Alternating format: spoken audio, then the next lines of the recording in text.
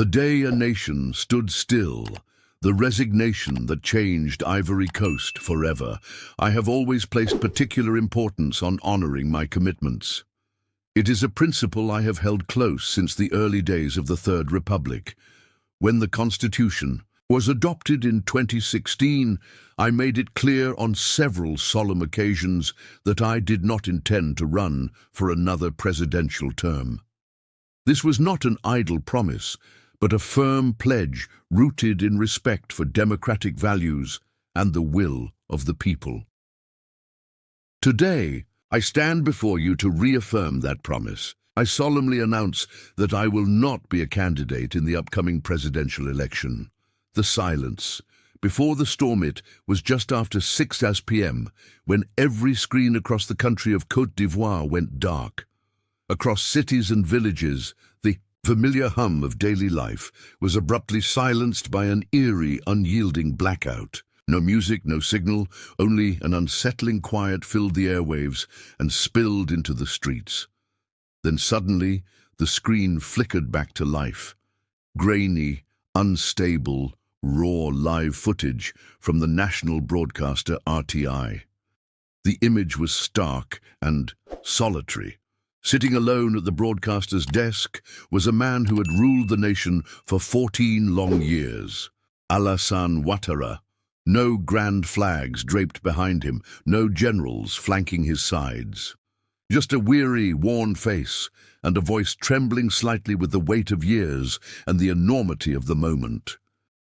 Ouattara adjusted his collar, fixed his gaze on the camera lens, and spoke with an emotionless tone that shattered the stillness of the nation. To the people of Côte d'Ivoire, he began, I address you not as your president, but as a fellow citizen. A nation holds its breath. Across the country, a collective stillness fell like a shroud. In bustling marketplaces, merchants froze mid-transaction, coins suspended in the air.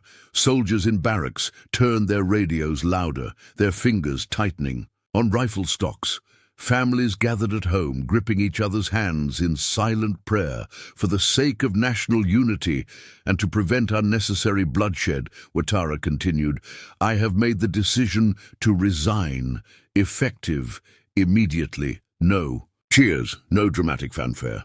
Only 5 seconds of profound silence, and then the unmistakable sound of a chair scraping across the floor as he stood and walked away from the camera's view.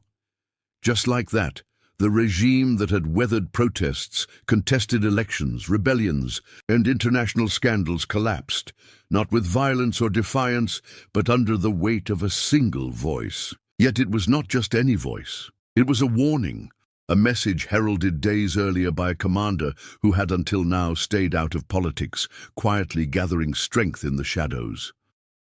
Behind the curtain, the birth of a revolution far from the glare of television cameras, deep within the military compounds of Abidjan and beyond, something monumental was stirring. Captain Ibrahim Traoré, stationed in Ouagadougou, had received a brief message from his aide. The message was terse, but loaded. With meaning. He did it. It's done. Traoré closed his notebook slowly and whispered under his breath. The people moved. And in that simple moment, a nation's destiny was forever altered. The cracks in the foundation. The rebellion that toppled Ouattara did not erupt suddenly. It grew quietly, almost imperceptibly, within the ranks of the military and the people they had sworn to protect. In military bases across Côte d'Ivoire, dissatisfaction simmered. In Bouaké, a captain's salary had been delayed 3 months running. In Korhogo, an elite unit returned from a mission to find their families struggling for water and food, while armored cars were constantly fueled, not for defense but to escort presidential convoys. The gulf between the rulers and the ruled was growing impossible to ignore.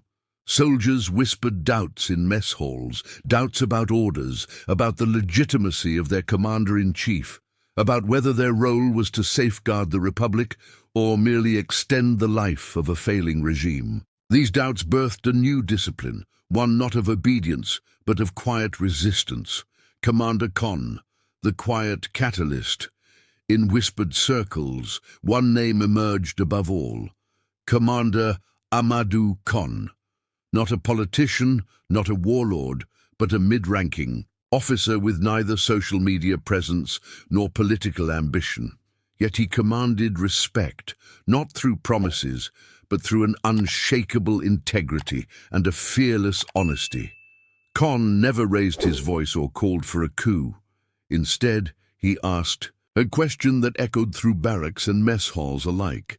If we stand down today, will the people stand up tomorrow? This question was the seed of a revolution, one not ignited by fiery speeches or rebel militias, but by the soldiers themselves, the very guardians of the regime, who were now questioning the system they had once defended. The summit that shook. The Sahel, just 3 days before Ouattara's resignation, a regional security summit, took place in Ouagadougou.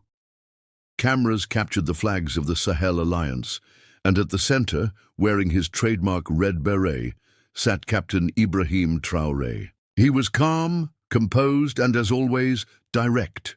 In a room filled with diplomats and leaders, Traoré spoke last. Africa is tired of speeches. Africa is tired of puppets. We will no longer kneel before the ghosts of empire. The polite applause barely concealed the shock. Then came the real bombshell, his words off script. If leadership forgets the people will remember their strength, and when that strength rises, it does not need permission. Ouattara's aides downplayed it as youthful bravado, but those words resonated deeply among soldiers and citizens alike. Traoré was not just another leader, he was a symbol of what the military could be: honest, unshaken, unbought. The silent signals following the speech. Something strange happened. Military bases across Côte d'Ivoire reported a sudden blackout in their usual communications channels. Units stopped responding to internal frequencies. But they were not silent. They were listening to a new, encrypted channel originating from Ouagadougou. This was not mere subversion.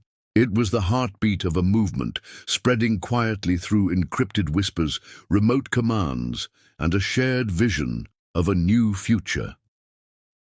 Commander Khan's rising influence.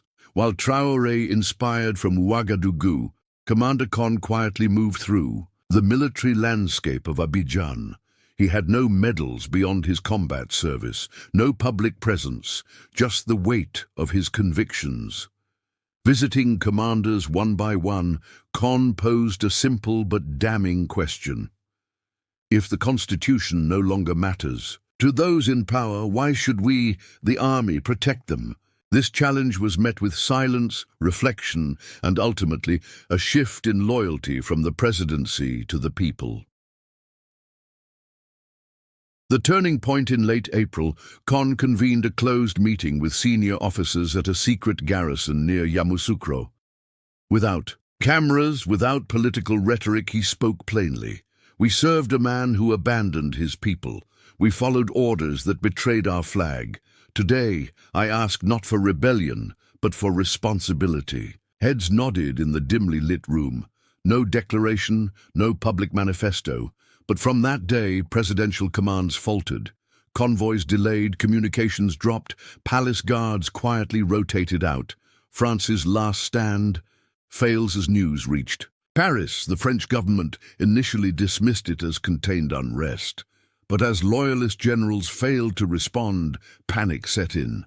President Emmanuel Macron made desperate calls to General Barry, Ouattara's top military ally, only to be met with silence or voicemail. The decades-old French strategy of keep the president happy, control the military, was crumbling. We don't have allies here anymore, only names we paid to obey, confessed a French military attaché in Abidjan, the final ultimatum. Then, in the dead of night, a plain white envelope was slipped under Ouattara's door. No stamps, no signatures, just a single sentence. You have 24 hours to leave with your name intact. After that, you leave with your title in flames. No threats, no accusations, just a stark, final warning. We are ready. The lonely throne surrounded. By silence, Ouattara sat isolated. His advisers had vanished, ministers stopped answering, generals ignored his calls, and his spokesperson had gone mute. The streets outside were eerily calm, not in submission, but in tense anticipation. For years, Ouattara ruled as if the people dared not challenge his crown. But now, the crown was cracking, the throne empty.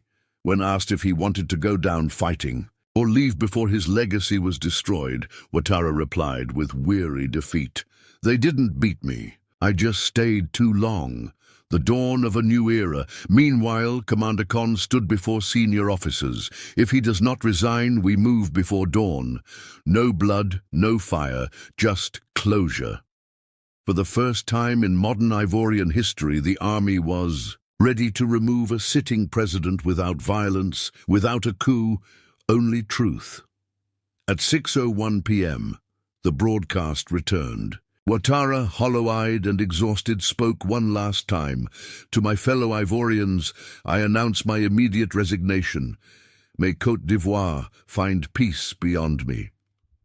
No procession, no guards, just footsteps fading into history. The Republic reclaimed too. Hours later, the screen went black again, then cut to a clean, undecorated military press room. There stood Commander Amadou Khan.